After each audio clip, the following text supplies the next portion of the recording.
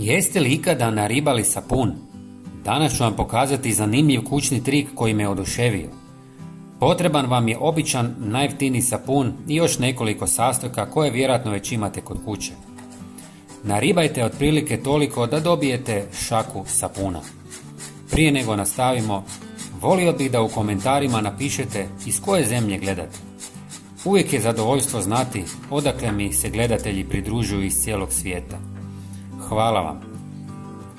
Istresite naribani sapun u malu zdjelu. Možda se pitate zašto ne bismo koristili tekući sapun umjesto ribanja. Uskoro ću vam sve objasniti. Dodajte otprilike 100 ml vruće vode i promiješajte dok se sapun lagano ne otopi. Sada ste dobili fantastičnu pastu koju ne biste mogli dobiti s tekućim sapunom. I upravo to je najvažnije.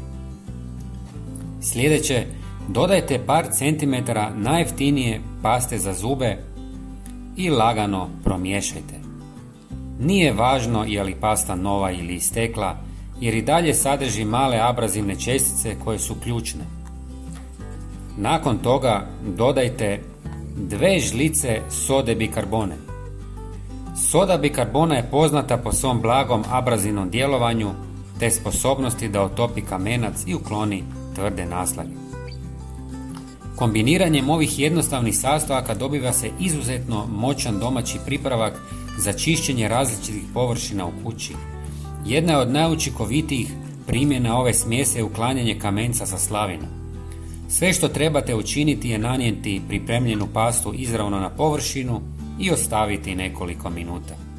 Pričekajte oko 5 minuta, zatim isperite slavinu toplom vodom i odmah ćete primijetiti razliku. Za završetak, obrišite površinu mikrovlaklanskom krpom i divite se sjaju.